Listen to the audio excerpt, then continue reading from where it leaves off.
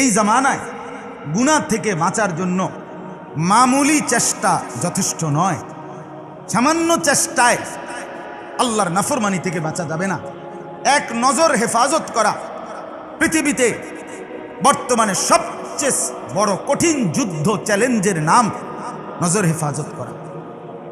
রাস্তায় নামলে ডানে বামে সামনে পিছনে এত বেশি পরিমাণ মহিলা, এত বেশি পরিমাণ বেপরদিগি, বেহায়াপনা, অসভ্যতা, যে এই অবস্থায় নজর নামানো কতটা কঠিন আপনি চিন্তা করেন। এর জন্য কি পরিমাণ পাহাড় পরিমাণ ঈমান, পাহাড় পরিমাণ আখিরাতের ভয় যদি কলিজার মধ্যে না থাকে, সম্ভব না, সম্ভব না। সামান্য চেষ্টায় হবে না। সামান্য এই মোবাইলগুলো আজ লক্ষ লক্ষ কোটি, এমন কোন ব্রিজ, এমন একটা ব্রিজ আপনি এখন পাবেন না সারা বাংলাদেশে, ছোট বড় যেখানে রেলিং আছে সাইডে দিয়া, আপনি দেখবেন সেখানে 4টা 5টা 6টা 7টা 10টা ছেলে দুই হাতে মোবাইল টিপতেছে। মা কোথায়, বাবা কোথায়? এই এক ধান্দার মধ্যে আছে। শুধু নারী, শুধু নারী, আর কিচ্ছু না। এক সপ্তাহ যদি আমি বলি, এক সপ্তাহ যদি আপনার এই বড় মোবাইল থেকে নারীর ছবি সরায় দেয়, ডিলিট করে দেয়, আসে না আর কি মনে করেন, তো এই কোটি কোটি যুবকের হাত থেকে এক সপ্তাহ পরে দেখবেন আর বড় মোবাইল নাই। এটা হালাইয়া থুইছে ফতে গাড়ে, এটা দিয়ে বনও খাইতো না কেউ, বুটও খাইতো না কেউ। এটা আর চলবে না, চলবে না। যুবকের মেন সাধনা এই বড় মোবাইল, শুধুই নারী, নারীর আসক্তি। সারা রাত উলঙ্গ ছবি দেখে, সারা দিন সারা রাত জিনা ব্যভিচার। আরে বেটা, ছেলেরা, শুধুমাত্র লজ্জাস্থানের যেই কামনা শাহওয়াত, তোমারে শুধু আল্লাহ তাআলা এই পৃথিবীতে পাঠাইছে শুধু এই একটা জিনিসের জন্য। রাস্তার কুকুর বিড়াল তো বেটা এত বেশি সময় নারীর সাথে, কুকুরের মধ্যে যেটা নারী, এটার সহচর্যে এতটা সময় কাটায় না। তুমি যে সারা দিন সারা রাত নারী নিয়ে ছবি, নাচ, গান, জিনা, ব্যভিচার, উলঙ্গ দৃশ্য নিয়ে পড়ে থাকো, তুমি আর আল্লাহ মুসলমান বানাইলো কেন? তোমারে আল্লাহ ঈমান দিল কেন বাপ? তোমারে ঈমানদারের ঘরে জন্ম দিছে, তোমার মা মুসলমান, বাবা মুসলমান, তোমার বংশ মুসলমান, এ সব কিছুকে এভাবে ছেড়ে দিল। আল্লাহ আমাদেরকে বুঝ দান করেন। আমার ভাই, আমি অস্থিরতার কারণে, আমার হৃদয়ের পেরেশানির কারণে হয়তো বেশি বলে ফেলছি, কিন্তু বাস্তবতা তার চাইতে বেশি, বাস্তবতা তার চাইতে বেশি। এই মুরব্বীদেরকেও বলি, আপনাদের ছেলে পেলেদের গুনাহ কি পরিমাণ আপনারা জানেনও না, আপনারা জানেনও না, আমি জানেনও। প্রথম যখন আমারে বলছে, হুজুর বিদেশ থেকে কথা কইলে মানুষের ছবি দেখা যায় ডাইরেক্ট, যে আমি এটা বুঝ দিয়ে লাগছে এক সপ্তাহ কথা, এটা আমার যে আপনি কি বলতেছেন, কয় যে কথা কয় এটা পুরো ছবি দেখা যায়। আমি দূর বেড়া, এটা বুঝি কথা বুঝি, হ্যাঁ। এরপর আমার আইনা দেখাইছে, আর তো আমি বিশ্বাস করছি, ঠিকই তো। অর্থাৎ এখনকার মুরব্বীরা, বয়স্করা জানেও না ছেলেদের এই বড় মোবাইলে কি পরিমাণ গুনাহ। একটা দুইটা গুনাহ না, এটা মোবাইলে, এটা শুধু খাঁচা না, এটা পৃথিবীর সমস্ত নাফরমানি একসাথ করে সাজাইয়া দুশ্মন হাতে তুলে দিছে, হাতে তুলে দিছে।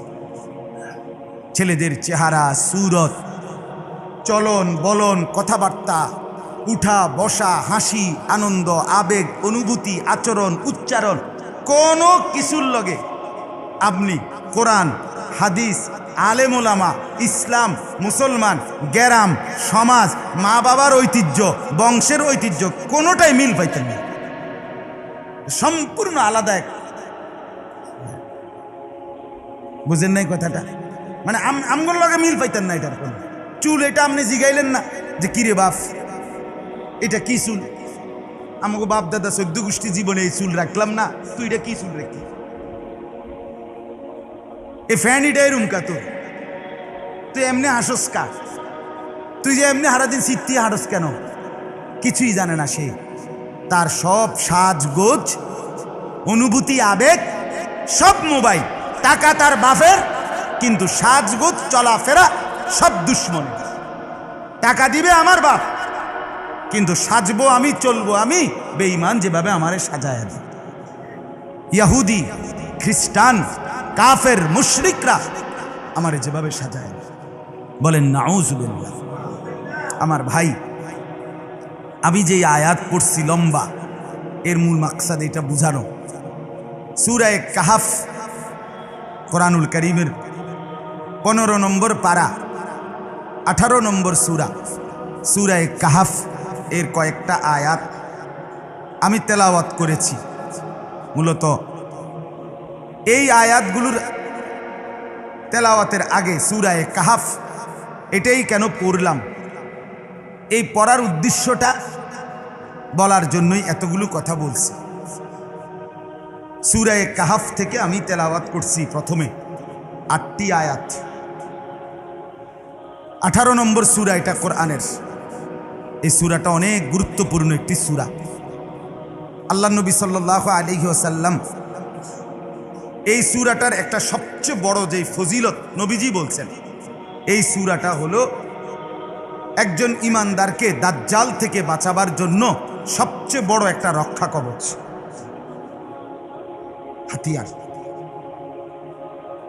এই জন্য এটা বলছি। আল্লাহ নবী সাল্লাল্লাহু আলাইহি ওয়াসাল্লামের সাহাবী হযরত আবু দারদা রাদিয়াল্লাহু তাআলা আনহু তিনি বর্ণনা করেন, মান হাফিজা 10 আয়াতিন মিন আউয়াল সূরাতিল কাহফ উসিমা মিনাদ দাজ্জাল। নবীজি বলেন, যে ব্যক্তি সূরা কাহাফের প্রথম 10 আয়াত মুখস্থ করবে, পড়বে, আল্লাহ তাআলা তাকে দাজ্জাল থেকে রক্ষা করবে।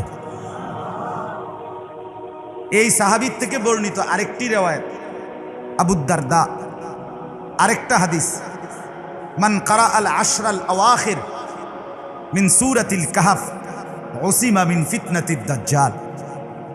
যে ব্যক্তি সূরা কাহাফের শেষ 10 আয়াত পড়বে, আল্লাহ তাআলা তাকে, নবীজি বলেন, দাজ্জালের ফিতনা থেকে রক্ষা করবে। তাহলে সূরা কাহাফের প্রথম 10 আয়াত অথবা শেষের 10 আয়াত দাজ্জাল থেকে বাঁচাবে তেলাওয়াত করে। 2 নাম্বার, পুরা সূরাটার একটা ফজিলত।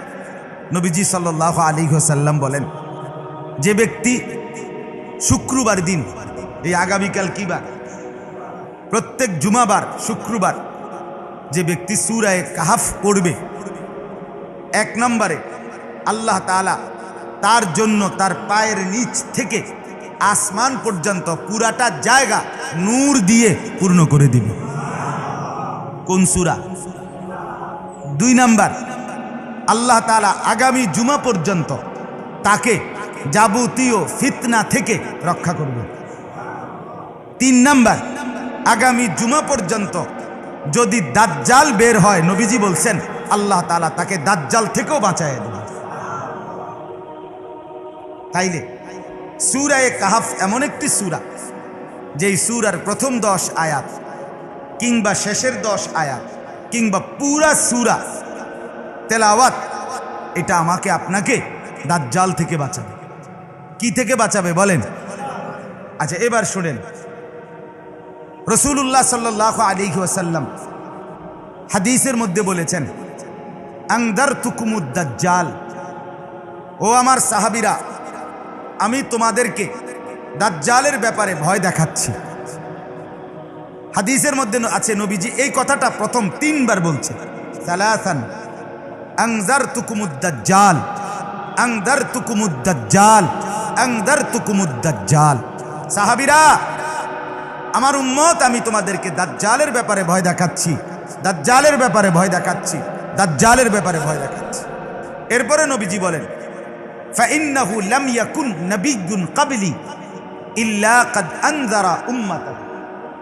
নবীজি বলেন, আমার আগে এই পৃথিবীতে এমন কোন নবী যায় নাই যেই নবী তার উম্মতকে দাজ্জালের ভয় দেখায় নাই। একেবারে আদম থেকে ঈসা, আমার আগের এই 1,24,000 কিংবা 2,24,000 যত নবী, যত রসুল, প্রত্যেকেই নিজ নিজ উম্মতকে দাজ্জালের ব্যাপারে ভয় দেখাইছে। দাজ্জাল এতটা ভীতিকর। এরপরে নবী সাল্লাল্লাহু আলাইহি ওয়াসাল্লাম বলেন, ওয়া ইন্নাহু ফীকুম আইয়াতুহাল উম্মাহ, আমার উম্মত শুনে নাও, পিছনের সব নবী যদিও দাজ্জালের ব্যাপারে ভয় দেখাইছে, কিন্তু বাস্তবিক অর্থে দাজ্জাল আমার উম্মতের মধ্যে আসবে। দাজ্জাল আসবে কার মধ্যে? আমি নবীর উম্মত, আমার উম্মতের মধ্যে, আখিরি জামানার আমার উম্মতের মধ্যে আসবে। অতএব সব নবীর উম্মত দাজ্জালের কথা শুনে শুনে কবরে গেছে গা, কিন্তু আমার উম্মত দাজ্জালকে দেখবে, দাজ্জালের মুখোমুখি হতেই হবে। তার আগে আমার উম্মত শেষ হবে না, তার আগে কিয়ামত হবে না। কিয়ামত হবে। কথা বুঝছেন কিনা? আল্লাহর নবী সাল্লাল্লাহু আলাইহি ওয়াসাল্লাম বলেন, মা বাইনা খালকি আদম ইলা আন তাকুমাস সাআ ফিতনাতুন আকবারু মিন ফিতনাতিদ দাজ্জাল। আল্লাহু আকবার। নবীজি বলেন, আদমকে সৃষ্টি করার পর থেকে ইসরাফিলের ফু পর্যন্ত আল্লাহর এই জমিনে যত ফিতনা হতে পারে, আল্লাহর নবী বলেন দাজ্জালের ফিতনার চাইতে বড় কোনো ফিতনার নাই। নবীজি বলছে দাজ্জালের চাইতে বড় কোনো ফিতনা নাই। আল্লাহ রাসূল সাল্লাল্লাহু আলাইহি ওয়াসাল্লাম বলছেন। আমার বাপ, এবার শুনেন, যেই দাজ্জালের ব্যাপারে নবী সাল্লাল্লাহু আলাইহি ওয়াসাল্লাম এভাবে বলছেন, বুখারীর riwayat আছে, আল্লাহর নবী বলেন, মা বাআসা নাবিয়্যুন ইল্লা আনযারা উম্মাতাহুল আ'ওয়ার আল কাযযাব। আল্লাহর নবী বলেন, কোন নবী যায় নাই, যে নবী পৃথিবীতে গেছে প্রত্যেকেই তাদের উম্মতকে কানা মিথ্যাবাদী দাজ্জালের ব্যাপারে ভয় দেখাইছে। নবীজি বলেন, ফাইন্নাহু আ'ওয়ার, আমার সাহাবীরা উম্মত তোমরাও শুনো, দাজ্জাল হবে কানা। ওয়া ইন্না রাব্বাকুম লাইসা বিআ'ওয়ার, অথচ তোমাদের যেই রব আল্লাহ তিনি কানা নন। সে নিজেকে খোদা দাবি করবে, অথচ খোদা কি হইতে পারে না? কানা হইতে পারে না। আল্লাহ নবী বলেন, মাকতুবুন বাইনা আইনাইহি কাফির, তার দুই চোখের মাঝখানে কপালে এখানে লেখা থাকবে কাফের। কাফের। তাইলে বাপ, দাজ্জাল এতটা ভীতিকর যে সমস্ত নবী উম্মতকে ভয় দেখাইছে। আমাদের নবী বলছে, নিশ্চিত আখিরি উম্মত আমার, তোমরা তোমাদের সামনেই দাজ্জাল আসবে। হযরত আব্দুল্লাহ ইবনে আব্বাস রাদিয়াল্লাহু তাআলা আনহুমা, নবীজির সাহাবী, উনি বলেন, নবী সাল্লাল্লাহু আলাইহি সাল্লাম একটি দোয়া আমাকে এভাবে শিখাইছে, আমারে কোরআন শরীফের সূরাগুলো যেমনি শিখাইছে। কথা বোঝেন না? কোরআন শরীফের সূরা যেভাবে শিখাইছে, নবী আমারে এই দোয়াটা এমনি শিখাইছে, এত গুরুত্ব দিয়া। সেই দোয়াটা কি? হযরত আব্দুল্লাহ ইবনে আব্বাস বলেন, নবীজি আমাকে শিখাইছেন যে সর্বদাই পড়বা এই দোয়া, আল্লাহুম্মা ইন্নী আউযু বিকা মিন আযাবি জাহান্নাম ওয়া আউযু বিকা মিন আযাবিল কবর ওয়া আউযু বিকা মিন ফিতনাতিল মাসীহিদ দাজ্জাল ওয়া আউযু বিকা মিন ফিতনাতিল মাহইয়া ওয়াল মামাত। আল্লাহ, আপনি আমাকে জাহান্নামের আযাব থেকে পানাহ দেন। আল্লাহ, আপনি আমাকে কবরের আযাব থেকে পানাহ দেন। আল্লাহ, আপনি আমাকে দাজ্জালের ফিতনা থেকে পানাহ দেন। আল্লাহ, আপনি আমাকে জীবন এবং মরণের মুসিবত ফিতনা থেকে পানাহ দেন। হযরত আব্দুল্লাহ ইবনে আব্বাস বলেন, এটা আমারে নবীজি সূরার মতো শিখাইছে যে এটা পড়তে কি করো না, ভুলো। আম্মা জান আয়েশা রাদিয়াল্লাহু তাআলা আনহা বলেন, আল্লাহর নবী সাল্লাল্লাহু আলাইহি ওয়াসাল্লাম, আয়েশা রাদিয়াল্লাহু তাআলা আনহার নাম জানেন তো? কে তিনি? নবীজির বিবি, নবীজির স্ত্রী। তো আয়েশা রাদিয়াল্লাহু তাআলা আনহা বলেন, 5 ওয়াক্ত নামাজের পরে আল্লাহর নবী সাল্লাল্লাহু আলাইহি ওয়াসাল্লাম যেই দোয়াগুলো বিশেষভাবে নিয়মিত 5 ওয়াক্ত প্রতিদিন পড়তেন, তার মধ্যে এই দোয়াটা একটা, এই যেটা এখন মাত্র বললাম, ইবনে আব্বাসকে শিখাইছেন। মানে দাজ্জালের ফিতনা থেকে নবী নিজে 5 ওয়াক্ত নামাজের পরে মৃত্যু পর্যন্ত পানাহ চাইছে। কতটা ভয়ঙ্কর, কতটা ভীতিকর। দাজ্জাল কি জিনিস? দাজ্জাল একজন ব্যক্তি